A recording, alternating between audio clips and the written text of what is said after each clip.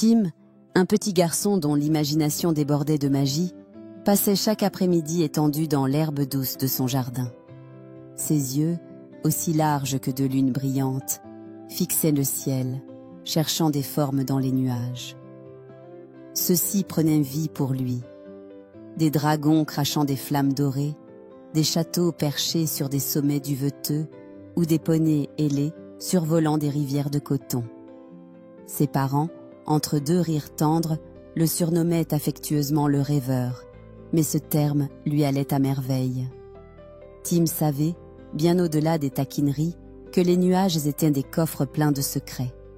Un soir, alors que le ciel était peint de teintes crépusculaires, Tim vit apparaître un arc-en-ciel d'une splendeur incroyable.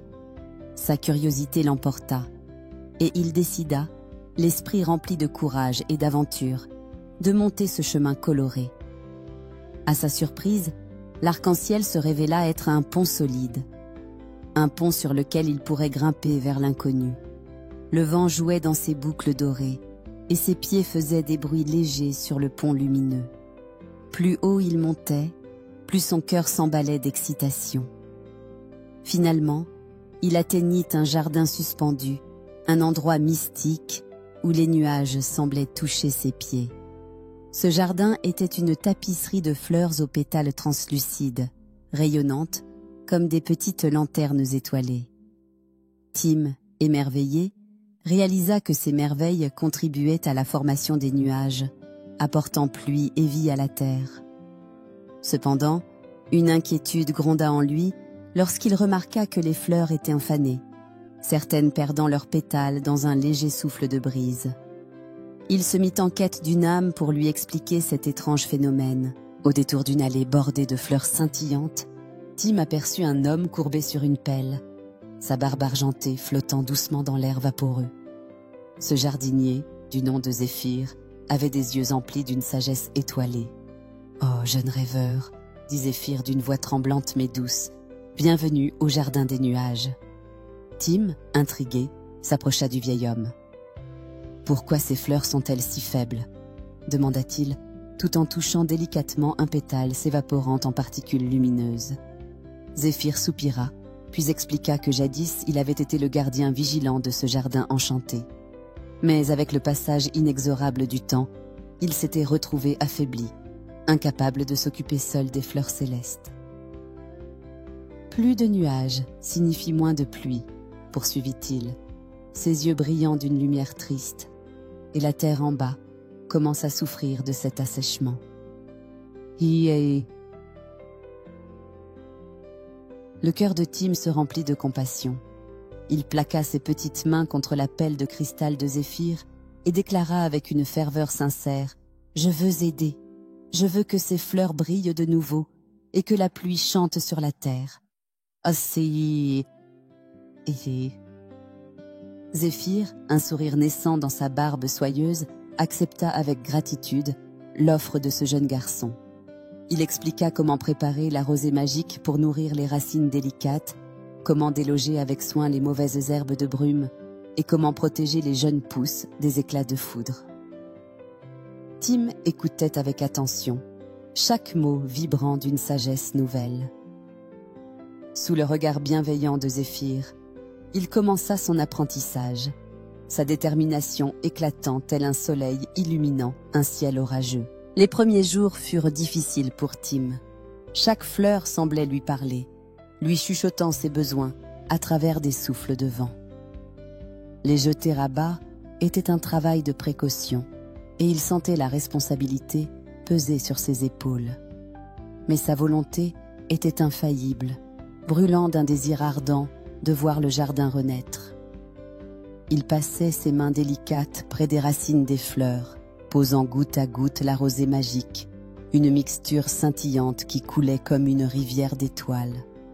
À chaque contact, il murmurait des paroles d'encouragement, une douce chanson que le jardin semblait murmurer en retour. Alors que les jours se transformaient en semaines, Tim perfectionnait ses techniques de soin des fleurs. Il garda toujours à l'esprit l'idée que ces fleurs étaient plus qu'une simple beauté éphémère, mais bien des gardiennes de la vie sur terre. Un jour, alors qu'il écartait les mauvaises herbes de brume, il aperçut une petite tige se dresser fièrement, ses pétales d'une couleur ardente, flamboyante comme le soleil couchant. Cette vision le remplit d'une joie renouvelée et motivante, éclairant les coins sombres de ses doutes. Aidé par quelques conseils supplémentaires de Zéphyr, qui veillait à ses côtés tel un sage mentor, Tim apprit à reconnaître chaque signe avant-coureur d'un flétrissement imminent. Ensemble, ils tissèrent une véritable résurrection florale. Des nuages frais commencèrent à se former, leurs grains tombant avec la douceur d'un bisou de papillon sur son front concentré. Peu à peu, le jardin fut empli de pétales vivants de couleurs chatoyantes, vibrant sous la lumière diffuse du soleil couchant. La transformation était quasiment magique, une symphonie silencieuse de vie. Avec l'éveil du jardin, un jour merveilleux arriva, où les pluies tant espérées commencèrent à tomber doucement au loin, là où les nuages avaient formé un lien tant attendu avec la terre. Tim, debout parmi les fleurs resplendissantes, observa avec émerveillement les averses s'étendre lentement sur la campagne.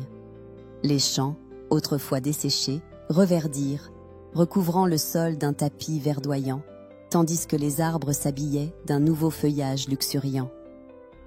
La plaie des rivières à sec s'estompa. Les vagues couleur argent s'écoulaient à nouveau comme auparavant. Tim, baigné dans la lumière des reflets scintillants des nuages, sentit en lui une paix profonde. Zéphyr, plein de reconnaissance, posa doucement une main sur l'épaule de Tim. « Tu as redonné vie non seulement à ce jardin céleste, mais aussi à la terre elle-même, » murmura-t-il, ses yeux mouillés de bonheur. Ils observèrent en silence le paysage redevenu vivant, baigné par une lumière nouvelle. Conscient d'avoir accompli sa mission, Tim se tourna vers Zéphyr, promettant de revenir souvent pour s'assurer que les fleurs célestes ne seraient plus jamais négligées. Zéphyr acquiesça, rempli d'espoir et d'une résolvance douce. Son jardin revivait et son cœur ancien se réchauffait enfin.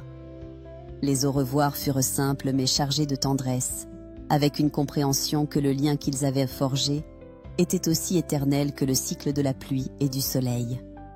Et quand Tim quitta le jardin suspendu, son cœur portait la promesse de ne jamais laisser ce précieux éclat de vie s'évanouir à nouveau. Tim redescendit l'arc-en-ciel, chaque pas résonnant de confiance et d'accomplissement. En regagnant la terre ferme, il réalisa que quelque chose avait changé en lui, une fusion entre rêve et réalité, quelque chose de lumineux. Autour de lui, une fine pluie parfumée s'installa, comme si le ciel lui-même célébrait le retour de son jeune sauveur. Ses parents l'accueillirent avec des regards d'admiration, remarquant la fraîcheur de l'air et la terre parfumée renouvelée. « Qu'as-tu rêvé aujourd'hui, Tim ?» demanda son père avec un sourire affectueux, curieux de ce que son fils avait vu dans les nuages. Tim, gardant son secret auprès de lui-même, leva les bras pour cueillir quelques gouttes, répondant seulement par un sourire.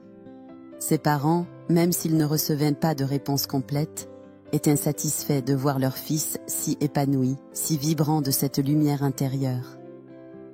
Chaque nuit, lorsque Tim fermait les yeux, le jardin suspendu apparaissait devant lui, un doux rappel des fleurs célestes, de Zéphyr et des nuages qu'ils avaient ramenés à la vie, ancrés dans son cœur comme autant de souvenirs immortels.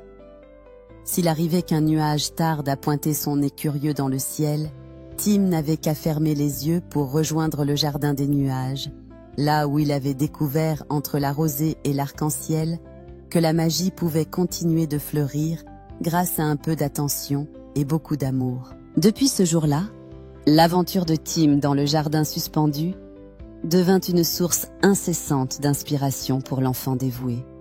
Dans son cœur, chaque nuage traversant le ciel portait sa marque, une promesse silencieuse de pluie renouvelée et de joie florissante. Les histoires de sa journée, il les réservait pour ses rêveries nocturnes, créant de nouvelles aventures, où lui et Zéphyr plantent des graines d'éclats célestes pour nourrir le monde par les rêves. Les jours défilaient comme un fleuve de lumière, chaque rayon de soleil étant un rire échangé avec les fleurs célestes. Tim, grandit en portant ce lieu caché, aussi précieusement que la plus rare des gemmes. Quand ses amis lui demandaient pourquoi il souriait avec autant de douceur à l'approche d'une pluie, il répondait simplement que la pluie était le chant du ciel, un secret glissé dans les rêves de ceux qui pouvaient entendre.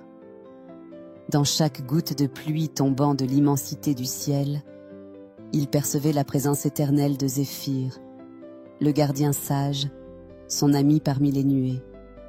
Ensemble, ils avaient forgé un lien indéfectible entre la terre et le ciel, transcendant tout ce qu'il avait pu concevoir.